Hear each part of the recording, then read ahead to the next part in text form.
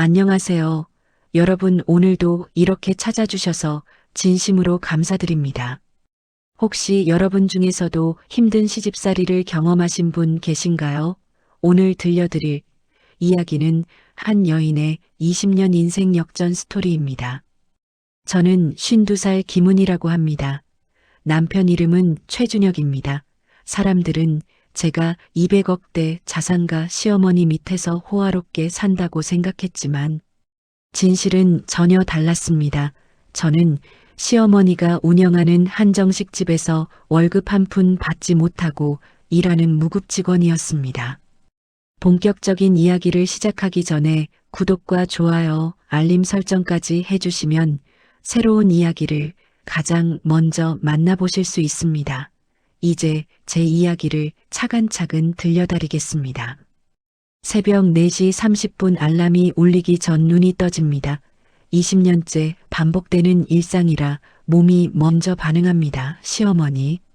정명숙 여사가 운영하는 미담원 한정식 집은 새벽 5시 30분부터 아침 준비를 시작합니다. 서울 서초동 한복판 100석 규모의 고급 한정식 집으로 한 달 전에 예약해야 겨우 자리를 잡을 수 있는 곳입니다. 시어머니의 목소리는 언제나 칼날처럼 차갑고 날카로웠습니다. 20년을 함께 살았지만 따뜻한 말은 들은 적이 없습니다. 저는 재료 관리, 메뉴 개발, 예약 관리 직원, 교육회계 정리까지 모든 일을 도맡아 했습니다. 직원은 15명이었지만 실질적으로 가게를 굴리는 사람은 저였습니다. 시어머니는 서초동에 7채의 건물을 가진 사람이었고 그중 한 동에 미담원이 들어 있었으며 나머지 건물들에서 매달 임대료 1억 2천만 원이 들어왔습니다. 미담원 매출도 월 1억 5천만 원 정도 나왔고 시어머니 재산은 200억을 훌쩍 넘었습니다. 그런데 제게 돌아오는 것은 아무것도 없었습니다. 월급도 없고 용돈도 없었고 옷 한 벌 사는 것조차 눈치가 보여 참고 지냈습니다. 결혼 초 시어머니는 너희 집이 우리 준혁이 만나서 신분 상승한 것 아니냐? 고마운 줄 알라며 말했고 그 말은 오랜 세월 제 가슴에 박혀 있었습니다. 제 친정은 가난했습니다.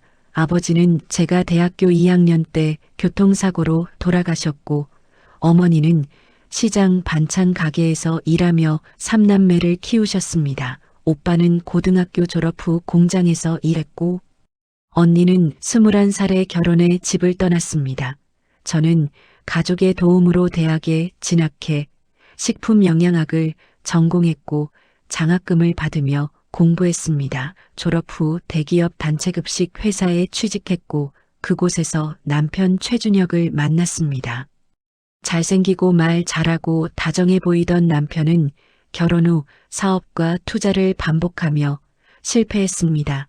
음식점 프랜차이즈에 15억, 부동산에 8억, 주식에 6억을 날렸고 그때마다 시어머니가 메운 돈이 모두 합쳐 29억이었습니다. 40이 넘도록 남편은 시어머니에게 손을 벌렸고 시어머니는 한숨을 쉬면서도 3천만 원 수표를 꺼내 주었습니다. 제가 2달 새벽부터 밤까지 일해도 손에 쥐지 못하는 돈이었습니다.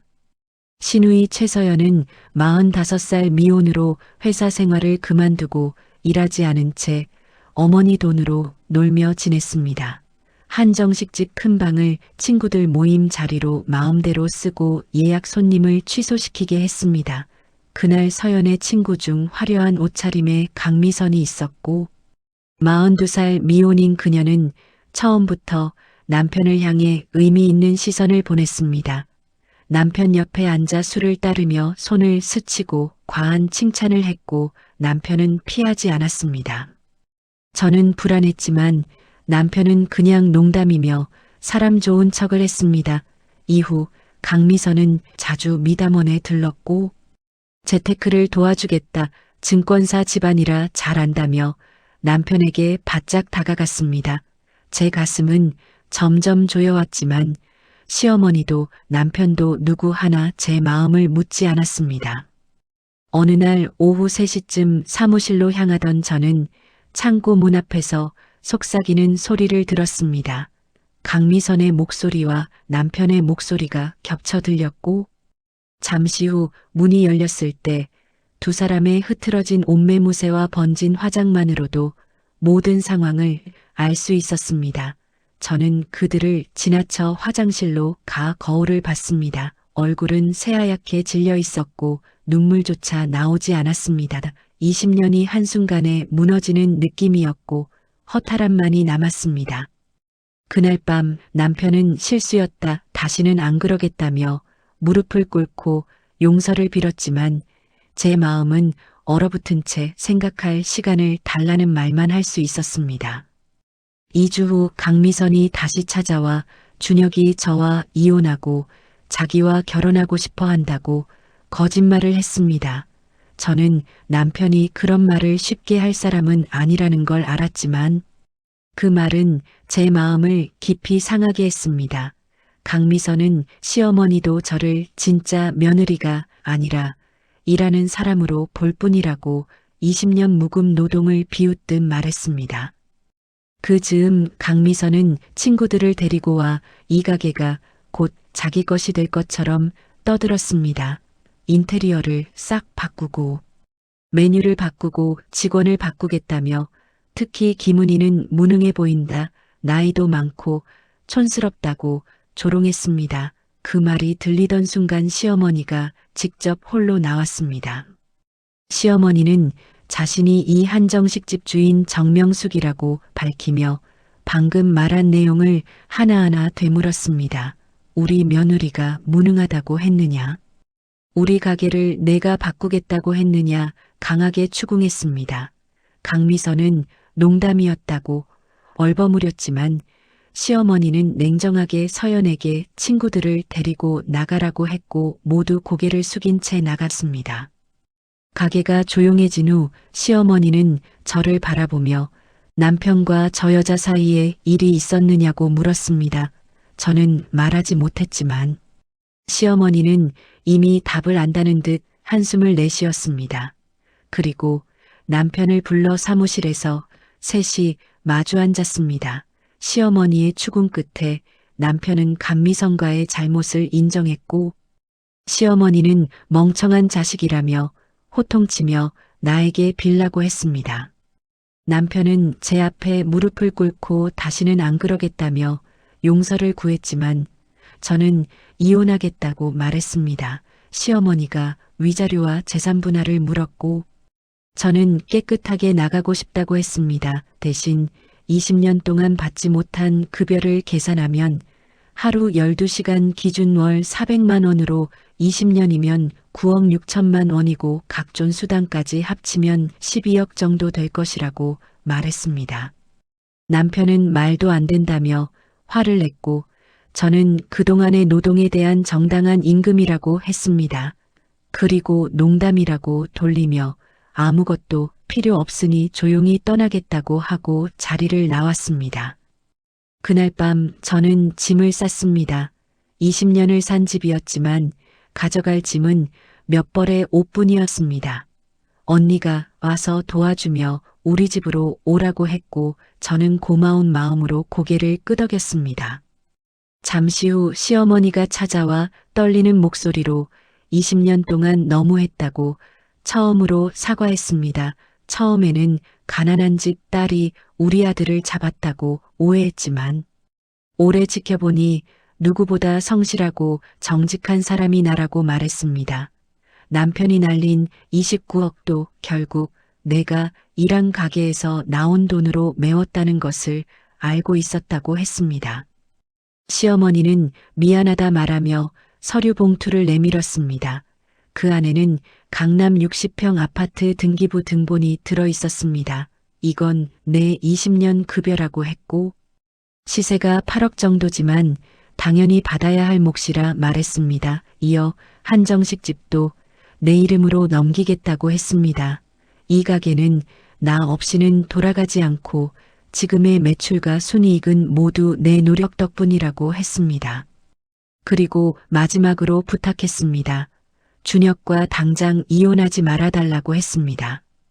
미선 같은 여자는 돈만 보고 붙어 있는 사람이라 준혁이 빈털터리가 되면 바로 떠날 것이라고 했습니다. 저는 망설였고 시어머니는 내가 빌겠다며 머리를 숙였습니다. 시어머니가 모든 지원을 끊자 남편은 카드도 차도 집도 잃었습니다. 그 순간 강미선은 연락을 끊고 떠났습니다. 남편은 바닥을 찍은 후에야 자신의 잘못을 인정했고 다시 시작하고 싶다며 일자리를 구했습니다. 식자재 유통회사에 들어가 월 300만 원을 벌며 성실히 일하기 시작했고 주말에는 가게 일을 도왔습니다. 3개월이 지난 뒤 시어머니는 내게 준혁이가 많이 변했다. 용서할 수 있겠느냐고 물었습니다. 저는 아직 마음 정리가 되지 않았다고 시간을 더 달라고 했고 시어머니는 다시 그런 일 생기면 자신이 먼저 이혼시키겠다고 약속했습니다. 6개월이 지나 저는 완전히는 아니지만 남편을 용서하고 한 번 더 시작해보기로 했습니다. 남편은 다시는 배신하지 않겠다 다짐하며 제 앞에서 진심을 보였습니다. 그로부터 2년이 흘렀습니다. 지금 저는 미담원 한정식집 대표이사가 되었고 시어머니는 완전히 은퇴하셔서 여행과 취미 생활을 즐기며 지내십니다. 한정식집 월 매출은 2억까지 올랐고 직원은 25명이 되었으며 지점 확장도 준비하고 있습니다. 남편은 성실히 회사에 다니며 매달 생활비를 건네고 예전처럼 허황된 꿈을 꾸지 않습니다.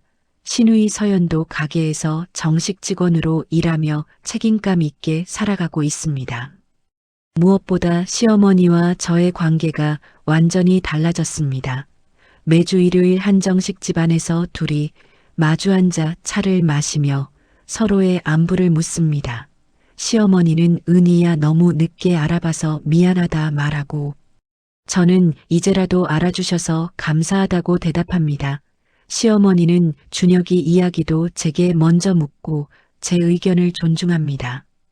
시어머니는 내가 없었으면 우리 가족은 이미 무너졌을 것이라고 말하며 며느리가 아니라 딸이라고 부르겠다고 합니다. 그리고 이제는 내 인생을 살라 돈도 중요하지만 사람과 가족이 더 중요하다고 자신의 지난 세월을 돌아보며 진심을 전합니다.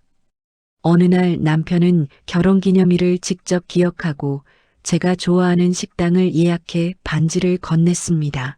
결혼할 때 제대로 해주지 못했던 마음이라며 미안하고 고맙다고 말했고 저는 눈물이 났지만 그것은 아픔이 아니라 회복과 감사의 눈물이었습니다.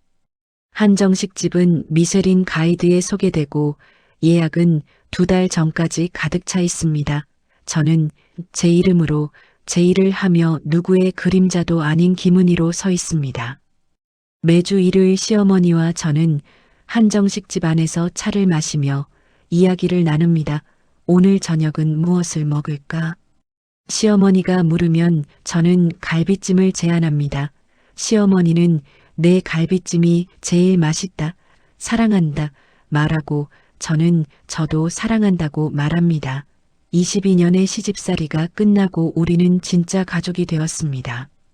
저는 52살 김은희 당당한 한정식집 대표이고 인정받는 며느리이며 사랑받는 딸입니다. 제 이야기가 힘든 시간을 보내는 분들께 작은 위로와 생각할 거리가 되기를 바랍니다. 여러분이라면 어떻게 하셨을까요? 22년 동안 무시당하고 배신당한 남편을 용서하고 다시 받아들인 제 선택이 옳았을까요? 아니면 깨끗하게 이혼하고 새 출발을 했어야 했을까요? 여러분의 생각을 들려주시면 감사하겠습니다. 힘든 시간을 지나고 계신 모든 분들 포기하지 마세요. 당신은 소중한 사람입니다. 자신을 존중하고 당당하게 살아가시길 바랍니다. 끝까지 들어주셔서 진심으로 감사드립니다. 구독과 좋아요, 알림 설정 부탁드리며 다음 이야기에서 다시 만나겠습니다. 오늘도 행복한 하루 보내세요.